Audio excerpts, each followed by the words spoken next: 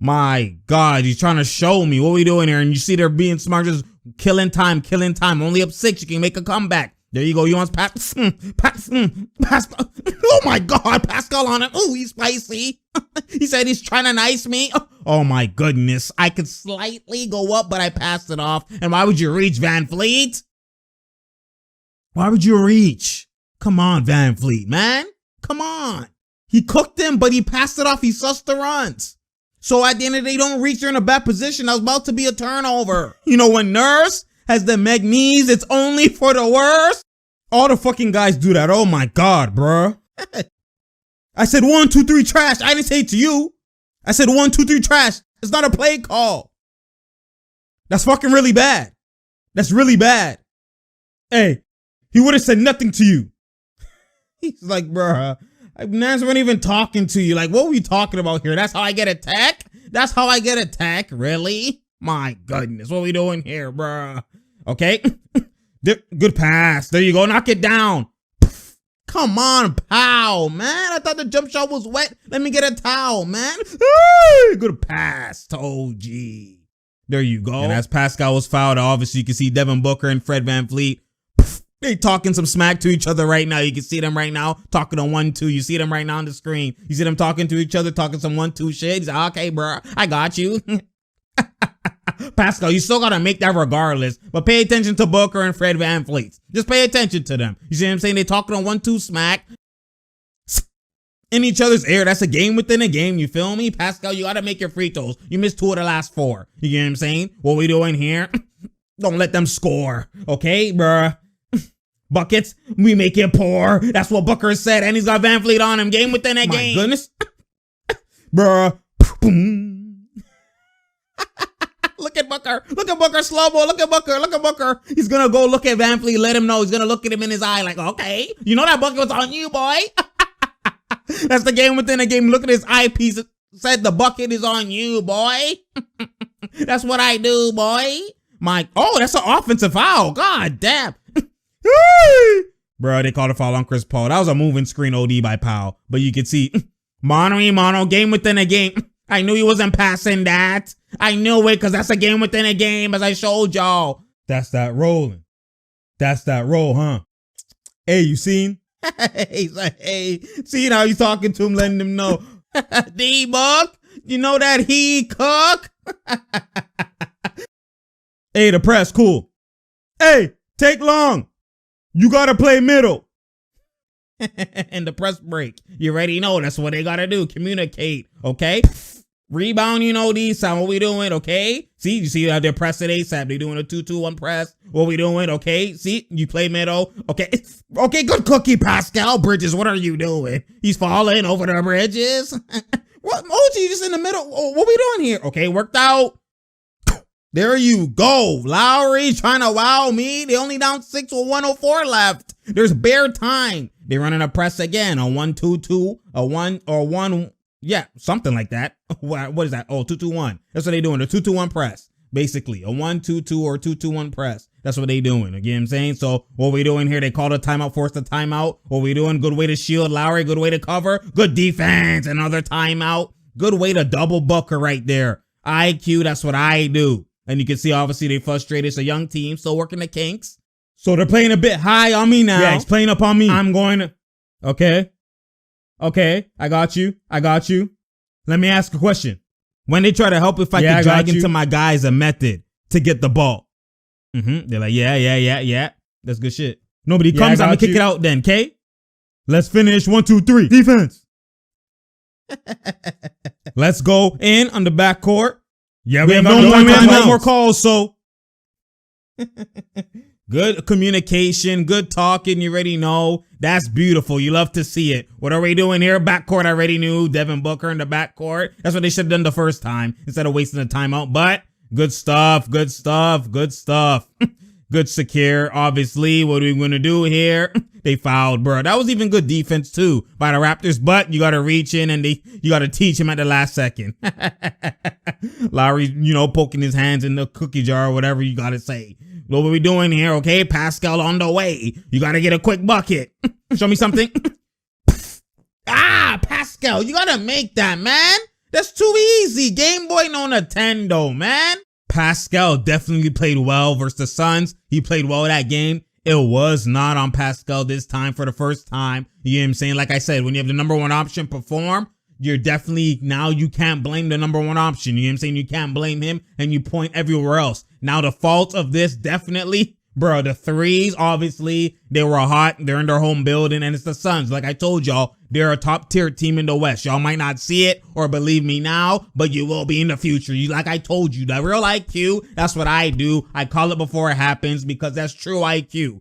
Fake IQ is calling it in results or when you see it, now you say something about it. But calling it in advance is the true IQ. You foretell the future. You know what I'm saying? You foresee. That's what I do. And basically the Suns, I've been told y'all from time, if y'all been following me on my IG, follow me, or on my Twitter, I've been saying the Suns is an elite tier team from when they made the trade. I already knew it. Booker's not even going to work yet. So that's even a problem. The fact that they're eating like this, 6-2, with Booker doing, not even going to work, averaging only 20, 21, whatever the case is. Look at Pascal. He's averaging 20 now, and Booker's averaging that because they've been ball movement. They have bare bench. You know what I'm saying? He's just chilling. But anyways, this loss was mainly, like I told y'all, Pascal being the number one option. Like, that's why I said they're in a rare Fugazi predicament that before, even when Pascal's the number one option goes to work, most of the times you win because number one option going to work is going to propel you always. You know what I'm saying? I'm talking about last season, like versus the bad teams and when he was eating versus non-defenders with length, right? He was killing them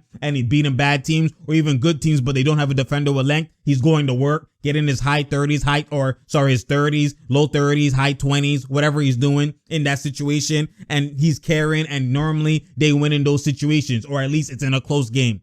But then also now, when he doesn't go to work versus teams with no defender with length, you know what I'm saying? Or with a defender with length, teams versus a defender with length, most of the times they struggle and they actually lose because he's getting padded and getting locked up. They won't let me out. He's doing all of that. You know what I'm saying? And at least you're able to, lessen the blow, or at least maybe propel yourself in some type of fashion, or at least keep the game close because you have Ibaka and Gasol. You have rim protection. You at least, when you can't go to Pascal, you have a pick and pop set play that you could just run to when all fails, and when all is going downhill. What does Lowry do? Ibaka, come set a screen, pick and pop, pick and roll, and they just work the pick and roll, you know what I'm saying, off of that, or pick and pop with Gasol, or pass the Gasol playmaker. You know what I'm saying? You have those guys on the offensive end, and Ibaka can get offensive rebounds, strong hook, you know what I'm saying? All of that, and he's yelling on the mic, and that's all you hear, you know what I'm saying? And that's what he be doing. And that right there is a guaranteed 15 to 30 point window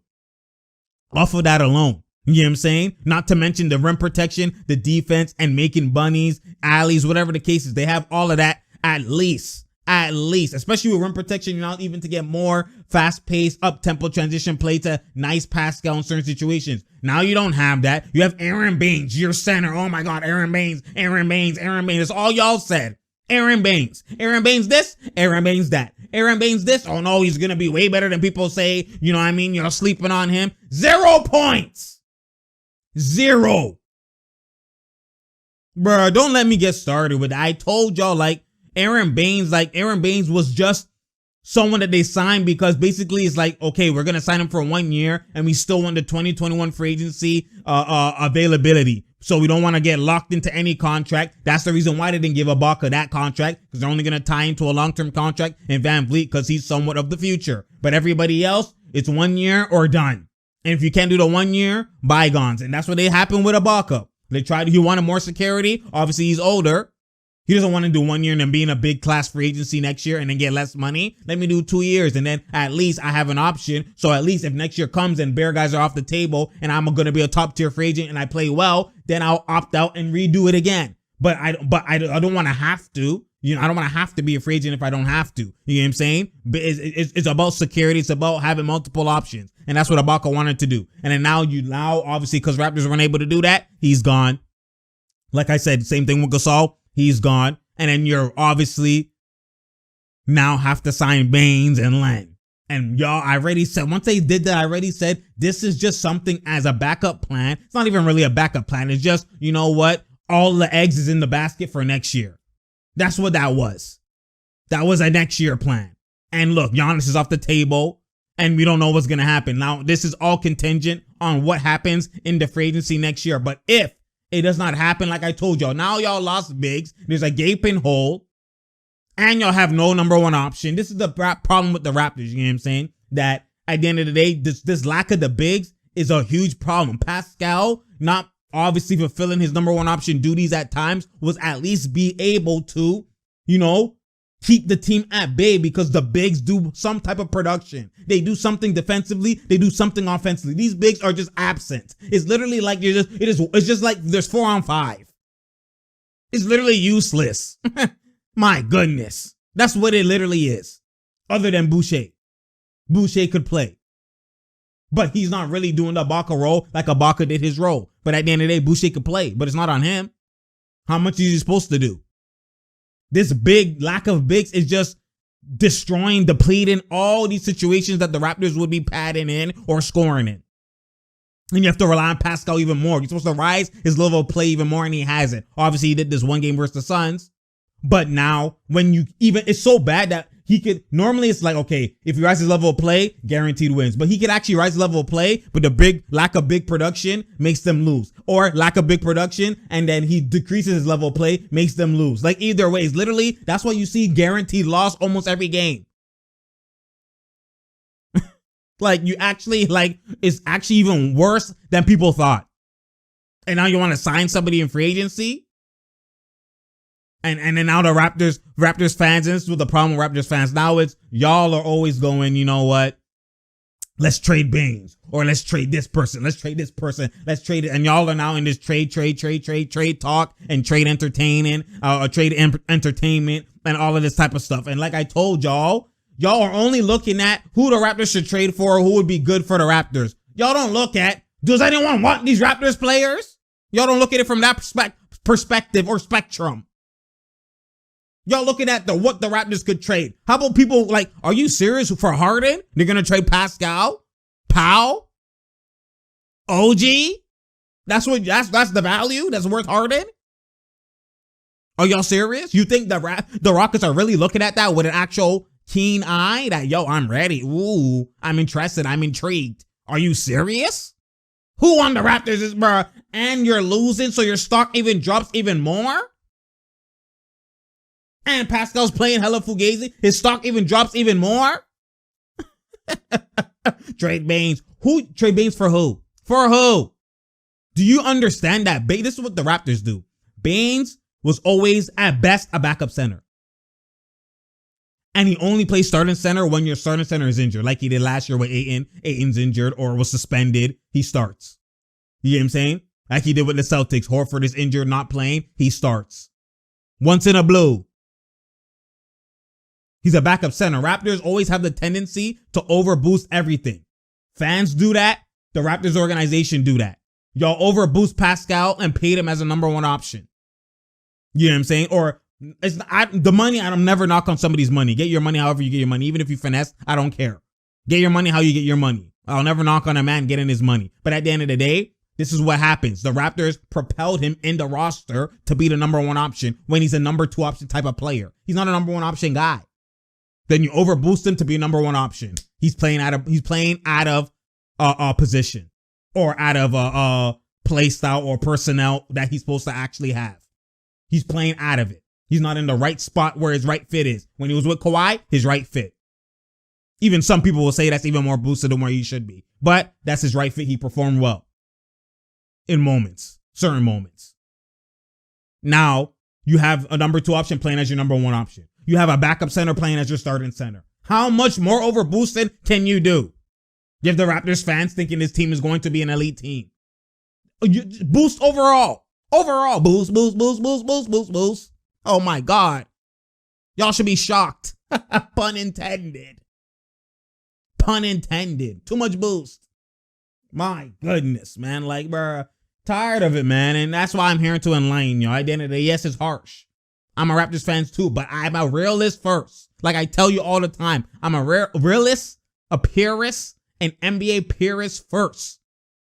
Fan of teams and superstars second, but a purist first. This is what elite looks like. It don't matter if it's my team. If it's an elite game winner, as much as I'm cheesing the moment, I'm like, oh my God, that's disgusting. I just witnessed greatness. I'd rather witness greatness first.